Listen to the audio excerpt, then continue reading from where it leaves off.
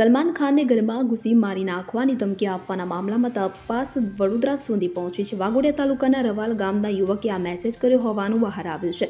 જોકે મુંબઈ પોલીસે અત્રે દોડી આવી હતી અને પૂછપરછ કરી હતી, જેમાં પ્રાથમિક તપાસમાં આ યુવક માનસિક રીતે સ્વસ્થ હોવાનું બહાર આવ્યું છે. મુંબઈ પોલીસના વરલી ટ્રાફિક કંટ્રોલ રૂમના વોટ્સએપ નંબર પર અભિનેતા સલમાન ખાનને જાનથી મારી નાખવાની ધમકી મળ્યા બાદ મુંબઈ પોલીસે એફઆઈઆર નોંધી હતી.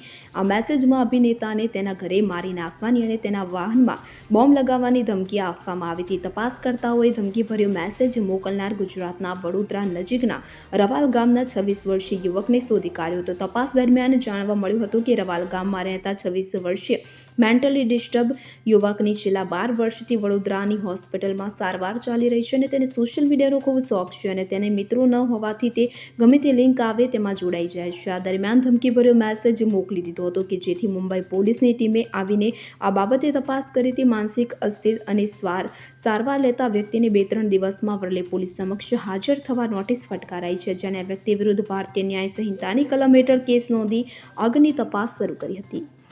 Bureau report CN24 news. હવે જુઓ દેશ દુનિયાની તમામ ખબરો તમારી આંગળીના ટેરવે. ઉઠાવો મોબાઈલ અને Google Play Store પરથી ડાઉનલોડ કરો અમારી CN24 ન્યૂઝ મોબાઈલ એપ.